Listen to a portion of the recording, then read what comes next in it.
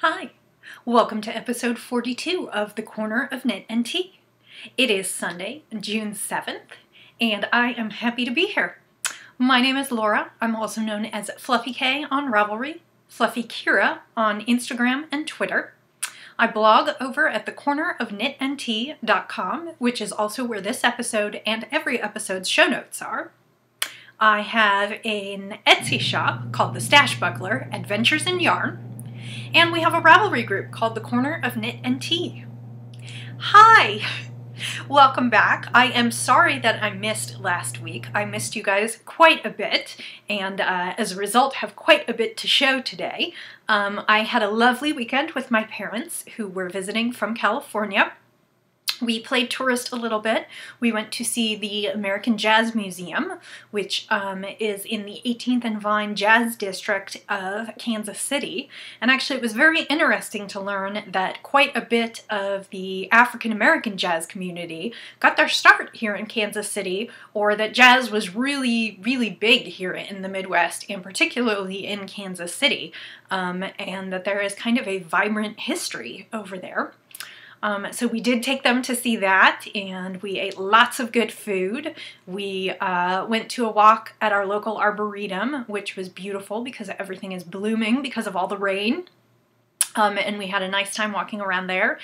And mostly we just ate lots and visited and enjoyed their time with us. And we saw them all weekend. They actually left Monday morning. So it was a lovely visit. I did not get much knitting and spinning done, so I didn't really have a lot to show you, so it kind of made sense just not to podcast. But this week, of course, I have a lot of catching up to do. This week has been pretty good. We have had quite a bit of rain, and actually just in the last 2 days it has started getting really warm and humid. Today, last I checked, it is 88 and about 60% humidity. That is kind of where we live quite a bit of the summer. And it's just honestly really kind of gross out. And I was talking to my husband today about the weather, and he was discussing whether he was going to go for a long walk outside tonight or just go ahead and do his walk inside on the treadmill. And I said that I was definitely not exercising outside anymore because I was a special flower, and he said he probably would call me a mushroom because I enjoy dark, quiet indoors, which is true. So I actually will have to do something today for exercise, and then I'm going to go to yoga this evening, which of course won't get me steps or any of that kind of thing. But that is kind of the plan for the rest of the day, in addition to laundry and crafting. So that is me. I hope you have had a wonderful couple weeks and have gotten to do lots of crafting. I have seen quite a few projects pop up in the Spring into Summer Knit Along thread, which is over in the Corner of Knit and Tea Ravelry group. That still runs until the end of June. Basically, you just need to finish something that reminds you of spring or summer. It could be something lightweight for summer. It could be something in spring or summery colors, or spring or summery fabric. It could be something to wear in the spring or summer. It's kind of up to you. As long as you can sell it to me that it's kind of summery, you can go ahead and submit that. There's a picture thread for finished objects, and there will be a random number draw. There are 2 prizes, which I said I would show you this week, and they are stacked under some other things, so I think I'll show those towards the end of the podcast, but I do have 2 prizes for this knit along, so please join us. So let's get into the show. Today I decided, because it was so hot and because fortuitously I had received this in one of the recent catalogs, I brewed a pineapple orange guava iced green tea from the Republic of Tea. Again, if you sign up for their free catalogs, you get free samples in every catalog, and I want to say they come 6 to 8 to 10 times a year, so you can actually try quite a few teas this way. So that is the Republic of Tea. I have that in my Tervis mug, and because it's relevant, I will say that my friend Anna asked a question to me yesterday and said, how do you brew the perfect single cup of iced tea? So I had talked about in the past how I brew in the pitcher. But for a single cup of iced tea, usually what I will do is I will take my single tea bag, And I will boil up or microwave up or pull up 4 to 5 ounces of water or 3 ounces of water. Basically what you're looking to do is brew the tea roughly double strength. So I brew it at double strength in hot water, and then I pour it over ice. And of course, as the ice melts, and some of it will melt very quickly, it dilutes the tea back down to what you would want it to be. If you make a full cup of hot tea and then pour it over ice, it probably won't taste as strong as you want it to because it will dilute it. So twice the tea, half the liquid, and then over ice, and or you can fill it to the top with ice water when you're done. And so that is what I would do. The only exception would be is if you have those ice cubes where they're like plastic and you can freeze them so that they're cold but they don't dilute your drink. Obviously then you could make full strength tea and just put the plastic cubes in there. So this is pineapple, orange, guava, iced green tea. I put a little sugar in. And it is perfectly tropical and really delicious. I get a lot of pineapple. I get, I think maybe there's a little coconut in, though I didn't look and see what all the ingredients were in there. It is super tropical and really nice, and I only wish I were on an island sipping. So that is the tea for today, and that will be linked in the show notes. I am not wearing any knitting today because, as I said before, it is 88 and hugely humid out, and I am trying to wear as little clothing as possible while still remain presentable. And yes, I am actually wearing pants, so we don't have to have that, well, shorts, but I don't have to have that discussion. So I will get right into the knits. I have a finished object for you, and I showed you this quite a bit. This is Ooops by Kirsten Kapoor. It is a 2-color shawl pattern. The top is stripy, and then it has this beautiful lace edging. And as I said, I was going to try and bind off in the original color, which I did, and I couldn't be happier with the way that came out.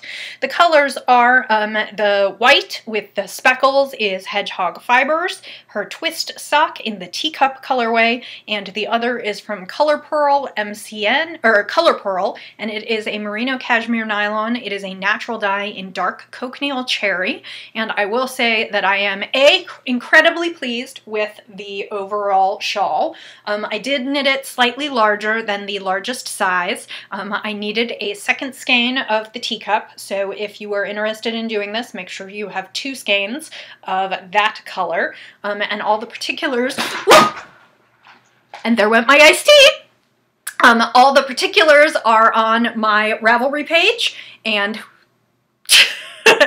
oops! All the particulars are on my Ravelry page, and I completely lost my train of thought. All the particulars are on my Ravelry page. I am super thrilled with this one and cannot wait to wear it. I probably will wear it this summer. Oh, I know what I was going to say. I was a little worried that the dark pink might run when I washed and blacked it, but it did not. It was super color fast, and I did actually test that, but I was super happy with the way that came out. So that is my Ooops by Kirsten Kapoor, and that is finished. I entered that in a couple shawl alongs and was very happy with that, and now I am working on some new things, so we'll get to those. So the second thing that I showed you the last time was I showed you that I had started some socks out of my own hand spun, and I actually was able to finish a sock. This is sock number 1. Let's see, that's a little bit better colors. I know it's super hard to see. It's just a really hard color to photograph. This is somewhat my standard sock. I did my rounded toe a la David Schultz's toe up sock recipe. I actually ended up doing a gusset and heel flap on this one, and I took that out of David's toe up sock recipe as well. Part of the reason that I decided to do that was because I found that this yarn isn't as stretchy as some of the superwash merino nylons. I believe this is Corriedale, and it's just got a little bit less give in it, and so I needed just a little bit more fabric for it not to be super tight. So then, so I did do that, and I will do that on the other one. That is, like I said, David Schultz's Toe Up sock recipe and the gusset heel. And then I did the leg and the ribbing, and I probably had maybe a yard left at the end. So I was very excited to have used the full half, and I have another half, so I can start another sock. I really wish this would show better colors because it is just gorgeous. It is olive greens and browns and burgundies, and then a little bit of kind of a more minty tealy green, and it's just not, it just doesn't do it justice. There are a couple pictures on my Instagram feed, however, that are pretty close. So that is the second thing that I have been working on. The third thing that I worked on and actually finished is that I worked on some charity knits. I timed them to go with the Harry Potter House Cup because they had a Quidditch match where they wanted you, part of the Quidditch match was to do 1 or 2 items. You could do something that made you happy, or you could do something that would make someone else happy, which included charity knitting. And as you remember, I have been trying to do a charity hat a month to be donated towards the winter season to a local school. And I went ahead and knitted 2 charity hats. One I actually finished in May, and the second I actually finished at the beginning of June. So those are my May-June hats. And the first is a barley hat out of this beautiful kind of melon orange that was given to me by a friend. It was actually fingering weight, and I held it doubled, and I got the barley hat out of it. I was just looking for something neutral and a fun color. So that is the barley hat by Tin Can Knits. It is a free pattern on Ravelry. And the second hat that I knit is the I Heart Cables hat by Justina Lorkowska, and that is also a free pattern on Ravelry. Some of you may remember I knit this hat for Roxy, my niece. For hers, I actually did ear flaps and ties and a big pom-pom at the top. I decided not to do a lot of those things, both because I was running out of yarn and because I'm not sure that it would be attractive, or I'm not sure that it would interest a slightly older child. So again, I knit this cabled hat. It's nice and stretchy and squishy. I held the yarn doubled, and I pretty much finished the ball between these 2 hats, which is fine because that's what I wanted to do. So I knit my May and June charity hats, and those are done and ready to go. So I still have sock 2 to work on, but I finished those projects, which means it's time to work on something new.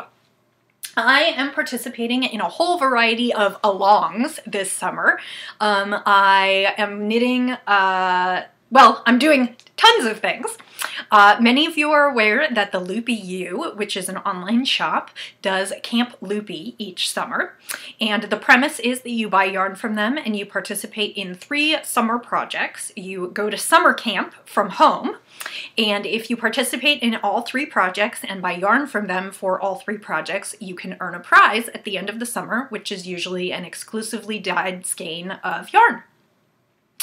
I decided to play along, but this summer I'm kind of doing my Camp Loopy wannabe and camping along from home. You are eligible to participate if you want to use yarns from Stash, as long as they are yarns that the Loopy U carries.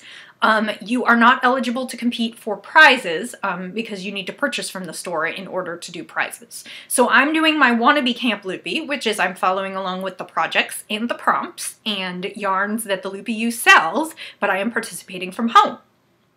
I am also participating in the Around Your Neck knit along, which is sponsored by the Suburban Stitcher and Mustache Sheep and a variety of other sponsors. And there is a shawl knit along going on in the Stitch Addiction group. And I am participating in Stash Dash, which is using up a ton of your stash. In this case, I think I'm going to try and go for 10K meters, which is going to be a push, but I'm already about 2,000 meters in for the summer. And that is through the Knit Girls group, primarily run by Laura, who is Lala. And like I said, that is using up your stash, be it knitting or spinning or weaving. All of those qualify qualify and you set a goal for yourself, you can do 3K, 5K, or 10K. And of course, because I'm an overachiever, I'm gonna try and do 10K. So with all of those in mind, I selected a shawl to do for all of those projects. The Camp Loopy prompt is, what would you spy if you were on safari in the desert, or in the jungle or the desert? If you were on safari in Africa, we'll just say that. And I decided to, because of the shawls, I decided to work on a 2-color shawl. And I picked the Dwan Park Triangle by Kirsten Kapoor. And it is a pretty shawl. It is a paid-for pattern. I think it's about $6. And it has 3 sections, which you can kind of see in this picture here. It's got, it's a 2-color shawl. The top part is 1 color. The middle section is stripes. And then the bottom section is lace in your 2nd color. So I decided that my inspiration, or what I would see on safari, would be a zebra for zebra stripes. And I am using Tosh Merino Light, which is a yarn, Madeline Tosh Merino Light, which is a yarn that the Loopy U carries. I am using a gray, which is the colorway Moonstone. It is gray with almost a steely blue tint. And then the 2nd color that I'm using that is not going to show super well here, I'm trying to get the light, is Georgia O'Keeffe, which is a charcoal gray with a teal wash on it. Or I guess it's probably a teal with a charcoal gray wash on it. It's really not going to show up very well here. But kind of a black and white so that it would be a zebra stripe. And I have actually gotten pretty far on this in the last week. I have done the beginning. Let me just get set here. I've got strings everywhere. I have done the beginning section, which, as I said, is all 1 color. And then I have gotten to the striping section and have started adding in my color. And here you can kind of see that it's teal-ish. If I get that right up there, I think you can see that color a little bit. It is charcoal with teal, and I will try and take some Instagram pictures that show the color better. So I am going to do this section, I think almost, I'm sort of following the pattern, but sort of adapting because I would like to use up all the yarn that I have. And this is going to be a big shawl, which, as you know, I love big shawls. So I am going to do the striping section, I think, almost until I run out of the Moonstone colorway, and then I will go into the lace and the edging. So I'm very pleased with my progress on that for week 1 of Camp Loopy. This needs to be knit before the 30th of the month, as do some of the others. So this is my big project for this month. And I would like to finish those socks as well, and if I can finish those 2, that would be fabulous. Let me just grab my yarn, 1 moment. And all of this project is living in a really cute new bag that I got from Naughty Gnome Crafts, which is a little Matryoshka doll bag. And that is where it's from. It's from Naughty Gnome Crafts. She makes some beautiful bags, and she is actually also a sponsor, one of the sponsors of the Around Your Neck Cal. And by using her bag to hold my project, I get an extra point in that one. So, and I have a picture of the bag with the project. But this is a super cute bag, very reasonably priced. I would definitely encourage you to check out Naughty Gnome Crafts. So that is all the knitting that has gone on. One brief more project is that last week I did get some work done on my Cozy Memories blanket. So I added another, ooh, goodness. I think I added another 15, which I can show you right here. And these are yarns that I got from a variety of people. Some of them are wool-mize. I know I've got some, well, let's see, I've got some wool-mize in here. I've got some smooshy. I've got some, there's a local dyer in here. And yarns from, oh, and there's some Northbound Knitting in here. These are a lot of yarns that I've received from swaps. And I can't remember what total number that brings me up to, but I'm thinking that I am almost at the width that I want to be across. So, and I just love the way it looks. It reminds me of stained glass or honeycomb, and I am having a ton of fun. I need to go back and crochet a bunch more centers. I have a bunch more bags from swaps, and I am just having a great time. So far I have not repeated any yarns, and my guess is that I will repeat yarns in the course of this blanket because I want it to be so large, but I wanted to go through the first time and use everything once before I continue. And actually this one is the color pearl from the almonds that I just finished. So I added that one on there before I finished. Anyway, so that's another 15 squares on my Cozy Memories blanket that makes me think of all of you and my friends.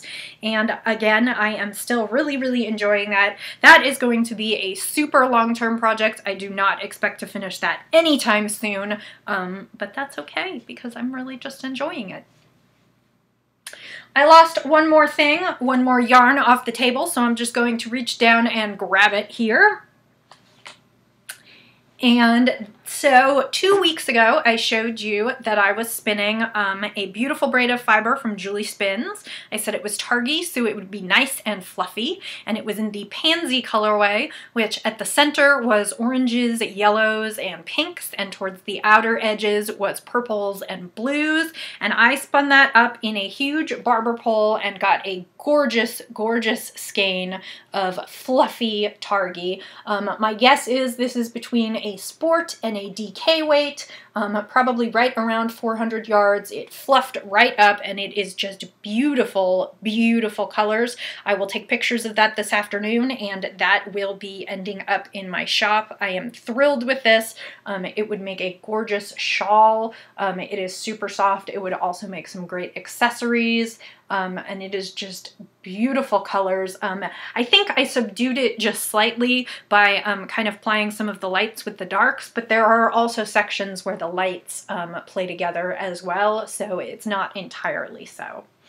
Anyway, so that is the spin for the last 2 weeks, and that is a slightly heavy spin. It was about 5.2 ounces, so I got a little bit of extra out of that, and I am just really happy with that. So look for that in the shop. Actually, it should be up by the time this podcast goes up. That brings me to what I'm gonna spin this week, and I was looking for something springy and summery and a little crazy fun, and a while ago I bought this fiber from Bon Fiber, who is semi-local to me. I'm not exactly sure where she is, but that is her tag. And this is 6.5 ounces of superwash merino, so I thought it would make excellent socks. And the colorway is hippie, and I just love it. It is teals and greens and pops of orange and pink, and I think this is going to be super fun. And as I said, because it's 6.5 ounces, it will make a super good skein for socks. My guess is I'll get 400-ish yards out of it, and I think it would be really riotously fun as knee socks. It also could be a shawl or a variety of other things, so you're certainly not limited to what I see it as, and it just does not want to stay together, but that is what I will work on this week and hopefully have done to show you next week. So that gets me through everything I wanted to show you today. Like I said at the beginning of the podcast, we are still having the Spring into Summer Knit Along over in the corner of Knit & Tea Ravelry Group. And I wanted to announce the prizes for that. I have gone through my stash and picked out a few things that I think are really nice, and so I will show you those now. The first is a skein of Lorna's Laces Shepherd Sock. I guess it's the Soulmate base, which is 55% superwash merino wool, 15% nylon, 30% Outlast viscose. It's 425 yards. It is in the colorway Blue Skies over Colorado, and it was actually the Camp Loopy colorway last summer when I participated. It's got real light blues at one end and real dark blues at another end and white, and I think it would be a fun pair of socks or a great shawl. It would be an awesome hitchhiker for the summer, just in blues and white. So that is the first thing that is up for grabs as part of the Spring into Summer Knit Along. I was looking for things that were a little bit springy or summery to use, so that is prize number one.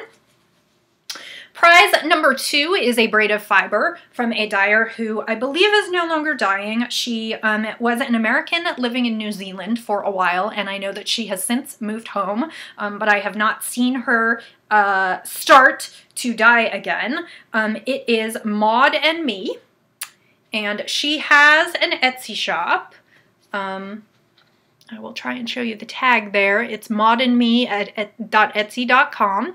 And this was a club colorway. She does glorious oversized braids. As you can see, it's 150 grams, 5.3 ounces of New Zealand Polworth in the colorway Arms Aloft. And I thought this was just pretty and springy and summery. It's pinks and blues and purples, and the fiber is super soft. And as I always offer, the offer is for the fiber. If you are a spinner and you would like the fiber and you would like to take the fiber and spin it yourself, that is more than wonderful, and I am happy to send that to you. If, however, you do not spin, or you do spin but you would like me to spin it up for you, I will do that as well.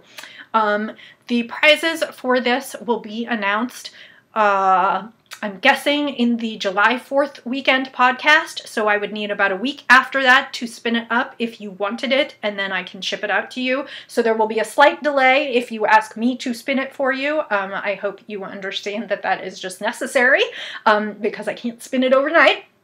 Otherwise, the prizes will go out at the very beginning of July.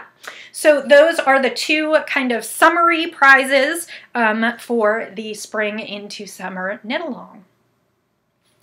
Finally, I was asked another question in the Ask Me Anything thread in the Ravelry group, and you can always ask me a question there.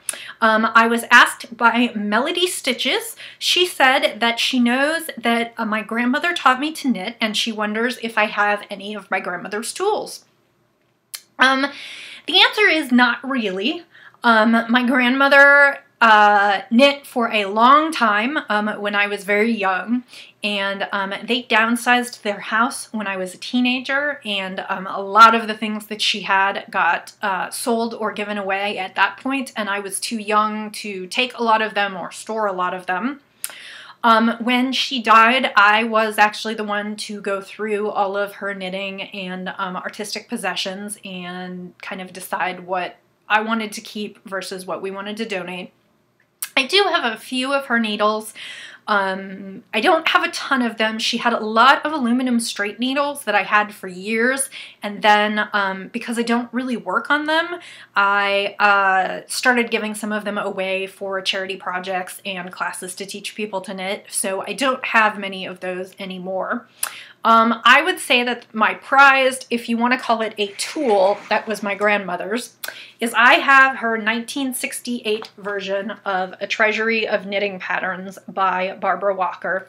And it's this hardcover book that I rescued from her books. And as most of you will know, Barbara Walker's famous for stitch dictionaries. So it's just one of the early editions of her stitch dictionaries where she's got all kinds of stitch patterns. And the neat thing about the book is that there are some pages that are marked with my grandmother's notes in the margins, and she also had a variety of, she had a bunch of patterns and other things that she knit just kind of stuck in the book. So I have kept all of those, and actually it kind of smells like an old book, but it also kind of smells like our old house. So, and I do use this. I have used this quite a bit when I make, when I have made baby blankets. Sometimes I'll just look for a plain lace pattern in here. And I have a copy of the newer version. My husband bought me the 4-volume edition of the Barbara Walker Treasuries from Schoolhouse Press a couple years ago when they were doing a special on it, and you could get all 4 for I think $100. But I can't let this one go. This one was hers, and it reminds me of her, and so it sits on my bookshelf, and I use it for some of my knitting. So that's probably the only real tool. Like I said, I do have a few of her, she used a lot of plastic needles and some clover bamboos, and so I have some of those, but of course those have mixed in with my needles over the years, so I'm never like entirely sure what was hers and what was mine. And I did have quite a bit of yarn from her stash, although she died in 2000, so at this point I've mostly used the things that I took from her. So I don't really have a lot of that in the stash anymore. Anyway, thank you for your question. I hope that answers it. And thank you for spending some time with me this week. I am sorry that I skipped last week, but I hope I made up for it with this week's content. I will probably end up having to skip a few more sessions this summer. We do have, my nephew is coming to stay with us for a little while, and we're going to be taking him whitewater rafting in Colorado. So that will be kind of a fun trip, and we have a few other things that we're doing. So I suspect there may be a few times when I will not be able to record, but by and large I would expect that I'll be putting out podcasts about as usual. And sometime in mid-July I have to look back to figure out exactly what the first date was. It will be the podcast's 1-year anniversary. So thank you for spending some time with me this week, and I look forward to speaking to you again. And until that happens, I will say happy knitting, happy spinning, happy sipping, and I'll see you next time. Bye!